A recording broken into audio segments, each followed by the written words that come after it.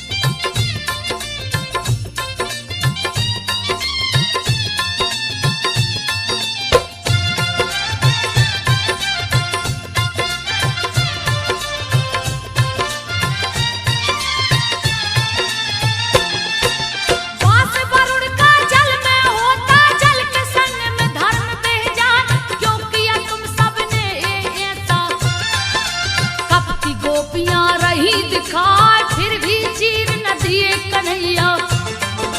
कहने लगे वो फिर समझाए तुमने जो अपराध किया है, प्रायश्चित का एक उपाय हाथ जोड़कर माथा लगा लो। देता हूं मैं चीर गिराए लगी सोचने सारी गोपियां, दूजा नहीं है कोई उपाय। बारी बारी बाहर निकली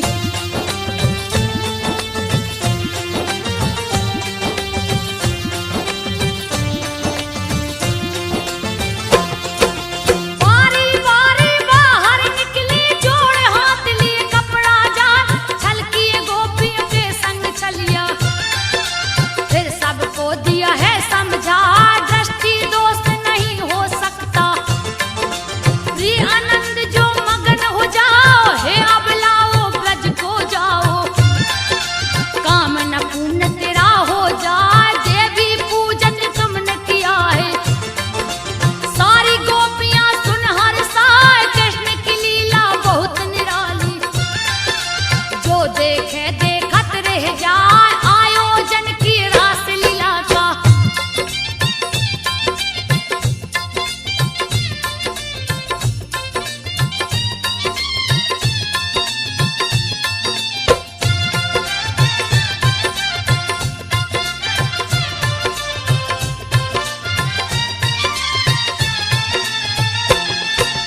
आयोजन की रास लीला का सभी देवी स्त्री संग आए, नवमंडल पे बजा नगाड़ा। सारे देवगण फूल बरसाए, सजा चबूतरा रस मंडल का। अति सुंदर है रहो दिखाए, नाचत नाचत थकी गोपियां। सुध बुध सवाई गई है भुलाए, कोई भुजा कोई ओठ को चूमे, कोई कंधा से कंधा मिलाए, झूमे झूमे संग राधा नाचे।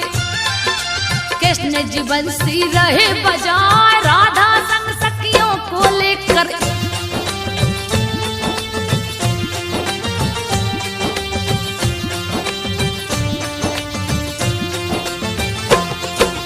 राधा संग सखियों को लेकर रास लीला प्रभु रहे दिखा। जितनी गोपियां उतने कृष्ण थे, सबके संग में नाचे गाए, भुजाओं में गल बहियां डालकर। देवतागण भी देख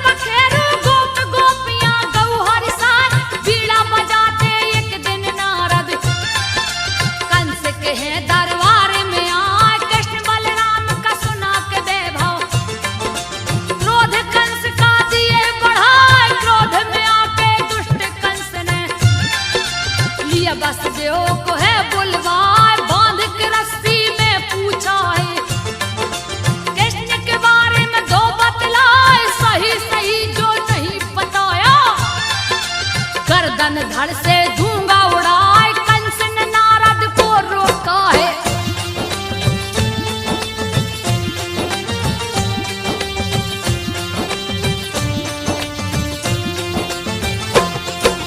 कंस ने नारद को रोका है, फिर उसको बोले समझाए, कृष्ण बलराम दोनों भाई को मथुरा में ही लो बुलवाए, वसुदेव को कारागार में डाला। कैसी दैत्य को लिया बुलाए, जा बलराम श्री कृष्ण को मारो। यमपुरी को दो पहुंचाए, हाथी महावत को बुलवाया। उसको भी रहा है वो समझाए, आते ही कृष्ण को मार डालना। उसको लेता हूँ बुलवाए, अपूर को अंत में बुलवाया।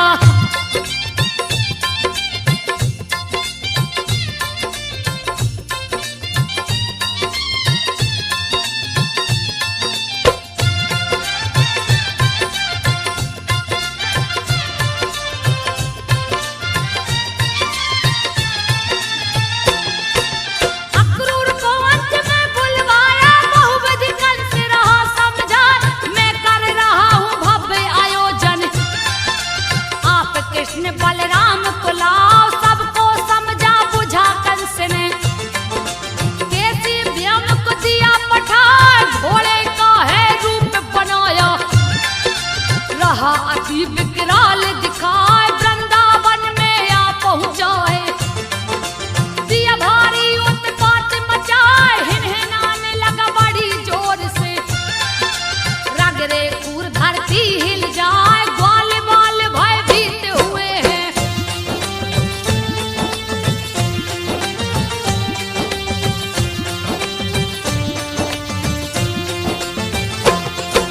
ग्वाल बाल भयभीत हुए हैं, सभी कृष्ण को रहे गोहराए। चीख पुकार सुनी भक्तों का, दौड़े दौड़े प्रभु जी आए, कमर में फेंटा बांध लिए। कैसी व्योम से गए टकराए, मुंह फैला कर कैसी टूटा।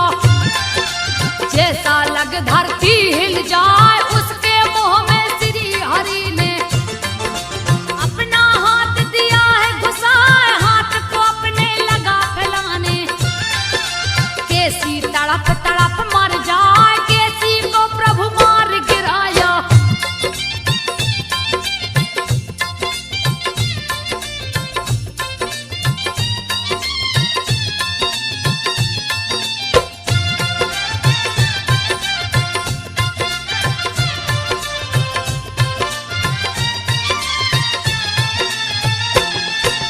कैसी को प्रभु मार गिराया, सुनकर कंस गया घबराए।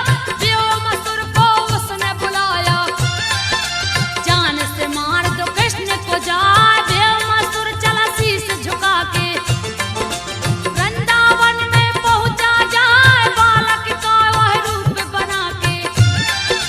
श्री कृष्ण से बोला जाए, मुझको अपने साथ खिलाओ। श्री कृष्ण जी हैं मुस्कान, मन की मुरादें पूरी कर लो। व्योमासुर गौ संग खिलाए, शुरू हुआ खेल भेड़ भेड़ियों का।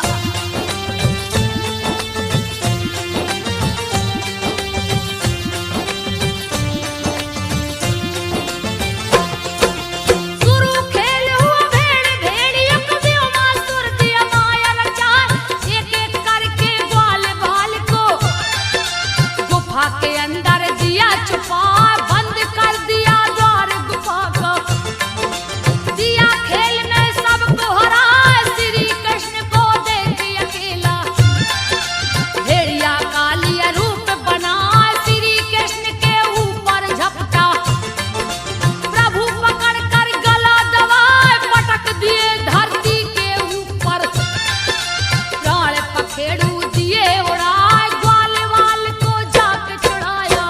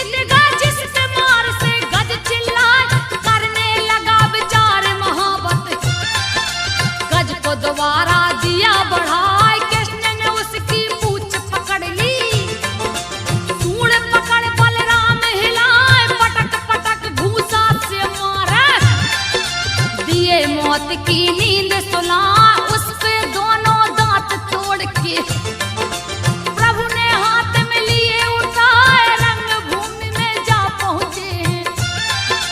लिए नटवर का भेष बना, देख कंस भयभीत हो गया।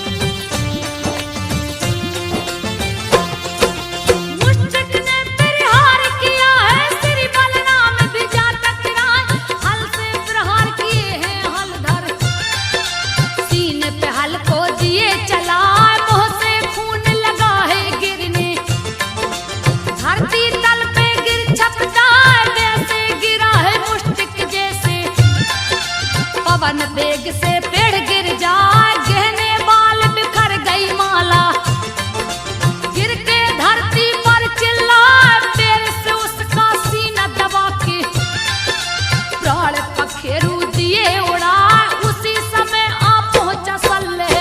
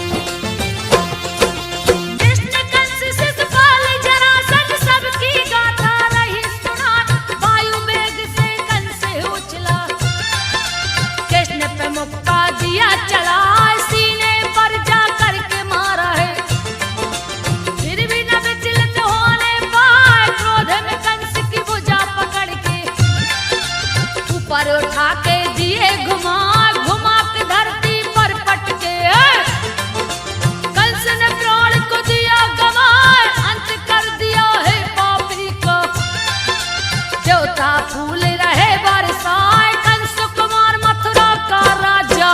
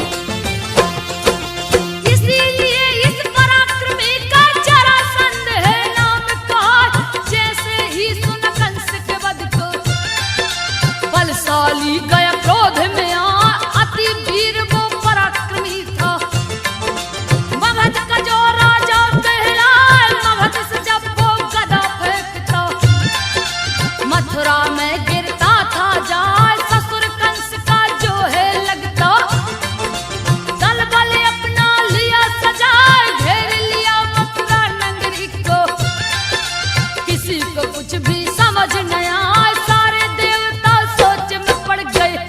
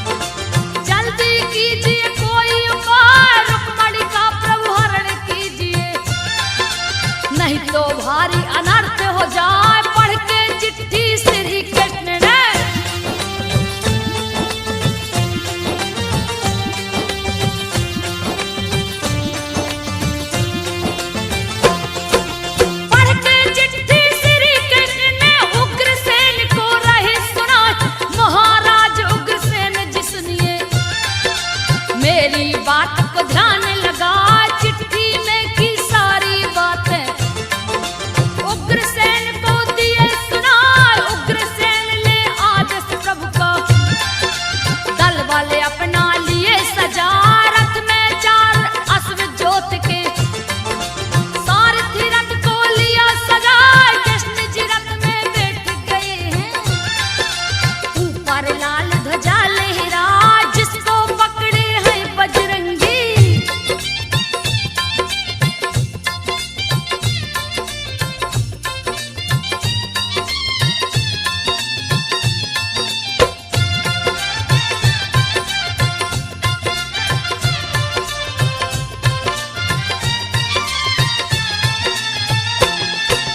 जिसको पकड़े हैं बजरंगी, सारी सेना पीछे से आई।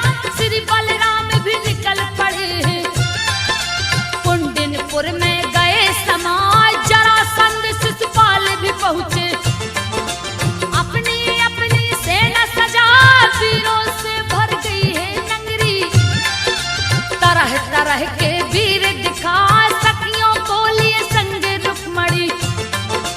पार्वती पूजन को जा, लक्ष्मी जैसा रूप मनोहर, जिसको देख के सभी लुभाए। पार्वती के मंदिर जाकर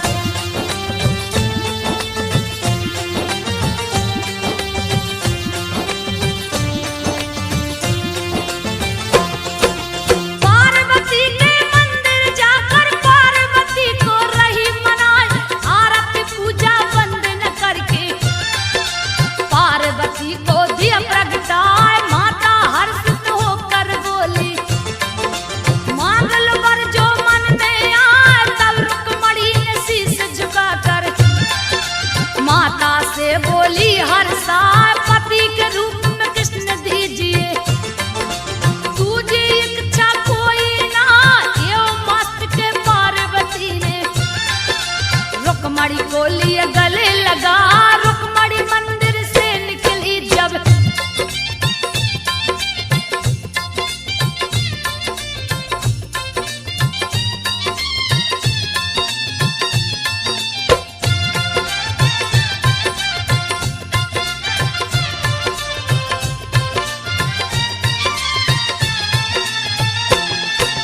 रुक्मणी मंदिर से निकली है। तरह तरह के वीर दिखा, रथ घोड़े और पैदल सैनिक, जगह जगह के राजा आए। रुक्मणी को सब देख रहे हैं, अति सुंदरी रही दिखा। जो देखे देखत रह जाए, देख के जाते हैं ललचा। जैसे ही कुछ दूर गई है, कृष्ण से नजर गई टकरा, दोनों एक दूजे में खो गए। श्री हरि जी हैं रहे मुस्कान, आगे बढ़ के हरण कर लिए।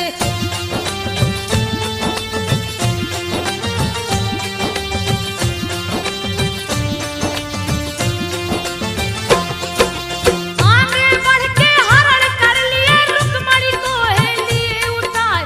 अपनी सेना बीच ले जाओ कर, संग में रथ पे लिए बिठाए। उनके पीछे हैं बलराम जी, जिनको देख के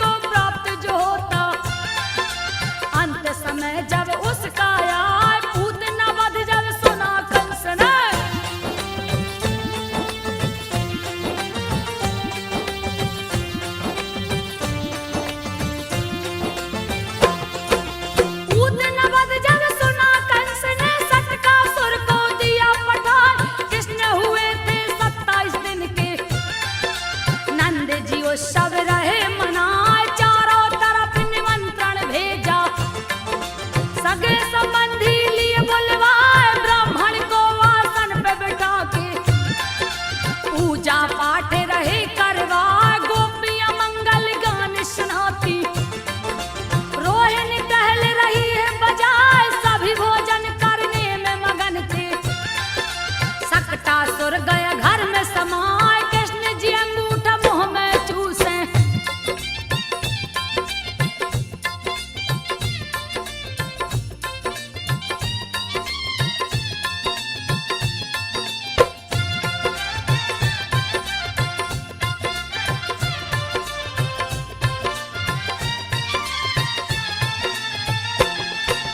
कृष्ण अंगूठा मुख से चूसे, भूख के मारे रहे चिल्लाए। इतने में सकटा सुर पहुंचा, नंद भवन में गया समाए। कृष्ण के पास में जा पहुंचाए, पाके अकेला गया हर साय। पालन में थे कृष्ण कन्हाई, सोचा दूं गर्दन को दबाए। जैसे ही पापी हाथ बढ़ाया, कृष्ण ने लात को दिया चलाए। लात लगा सीने के ऊपर, पापी गया अधिक गुस्साए। तोड़ दिया पलने की डोरी,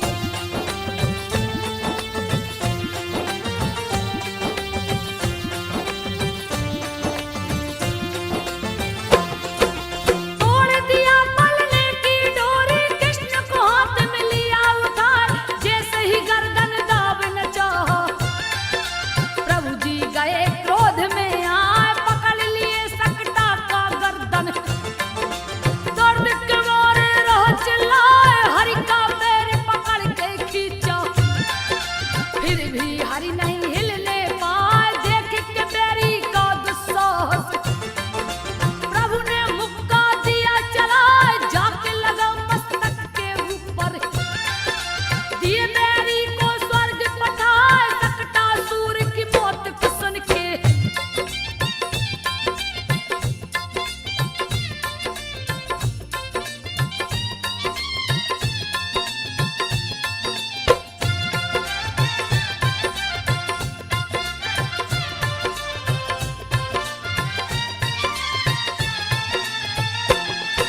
सकटासुर की मौत को सुन के दैना व्रत गया क्रोध में आए। सकटासुर का भाई लगता, कृष्ण से आके गए टकराए। छीन लिया दसदा की गोद से, दिन को दिया है रात बनाए। छाया चारों ओर अंधेरा, यशोदा जी कुछ समझ न पाए। लेके उड़ा है आकाश मार्ग में, बैरी जोर रहा अजमाए। पटक दिए धरती पे उसको, दिए मौत की नींद सुलाए। घुटनों के बल प्रभु चलते हैं,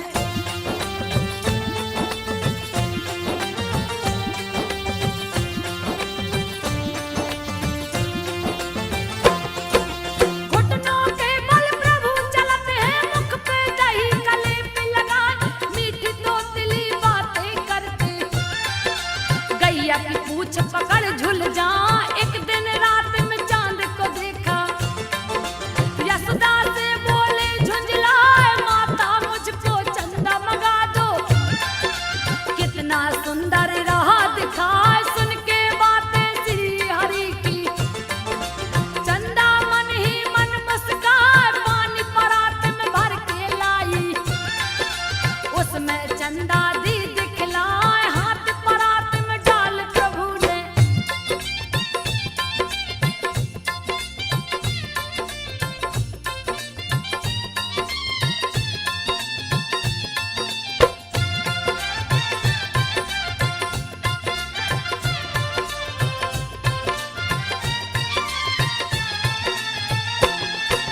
हाथ परात में डाल प्रभु ने, पानी को तब दिया हिला।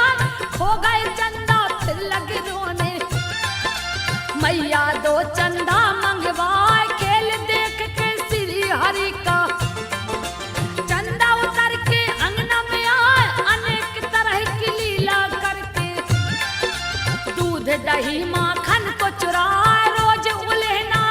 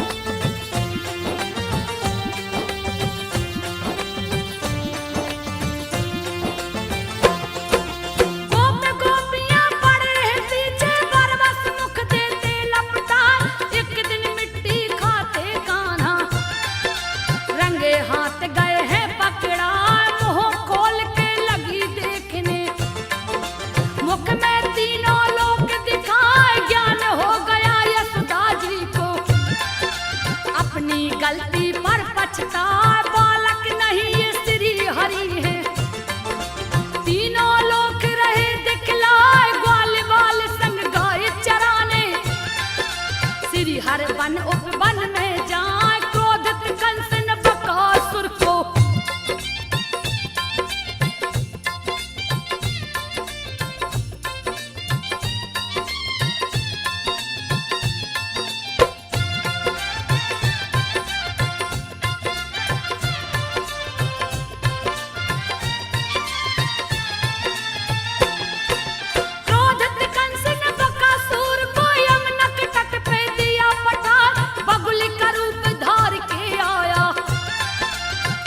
बाल सब गए डराए, गैया बछड़ा भागन लागे, दिया भारी उत्पात मचाए, कृष्ण को चोंच में बंद कर लिया। बाल बाल सब गए घबराए, मुख के भीतर बड़े हो गए, पांव तले दिए चोंच दबाए, बकासुर का वध कर डाला। कंस भी भय से गया घबराए, क्रोधी कंस ने अघासुर को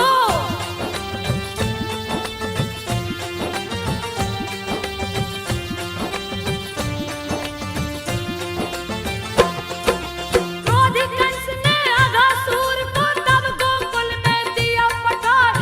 अघासुर ने सांस को खींचा, ग्वाल बाल गए मुख में समाए, देख के व्याकुल ग्वाल बाल को कृष्ण रूप लिए बेहद बनाए, पेट फट गया अघासुर का, दर्द के मारे रह चिल्लाए, अघासुर का वध कर डाला।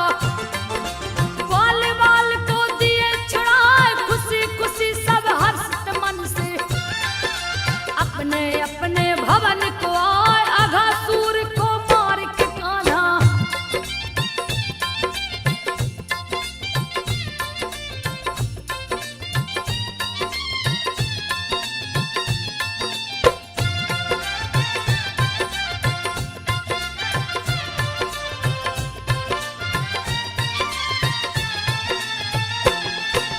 अघासुर का वध कर डाला, आसन यमुना तट पे लगाए, मित्रों संग जलपान करते, गैया बछड़े गए भुलाए, ब्रह्मा ने लिया कठिन परीक्षा, सखा सहित लिए सब कुछ राय, ब्रह्मा ने सबका हरण कर लिया। कोई कहीं नजर नहीं आए, उसका भी वो हरण करते, जो भी उसको खोजन जाए, देख के असमय आई विपत्ति। ग्वाल बाल सब गए घबराए, दिव्य दृष्टि से कृष्ण ने देखा,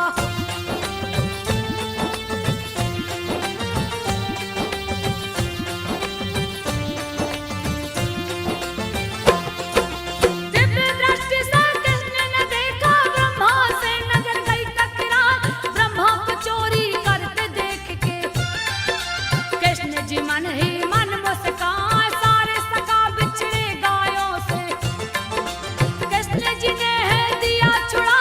दूसरी बार जब ब्रह्मा जी ने सोचा सभी को फिर से चुराए, गैया बछड़ा नजर न आए, कृष्ण कृष्ण नाए दिखलाए, चारों तरफ ही कृष्ण भरे, जिनकी गिनती की नहीं जाए, ओठ पे मुरली को रख कर प्रभु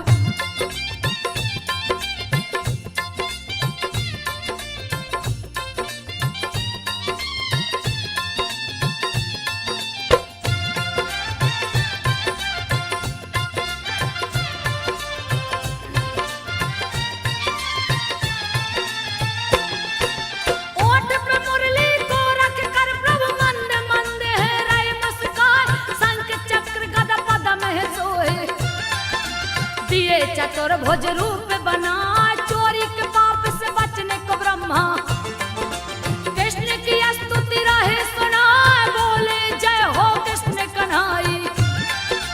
ओम नमो भगवते वासुदेवाय, आप ही माता पिता सखा है, आप ही तो है मेरे भाई, लेना चाहा परीक्षा आपकी, मेरी चूक क्षमा हो जाए, ब्रह्मा जी को किए माफ प्रभु।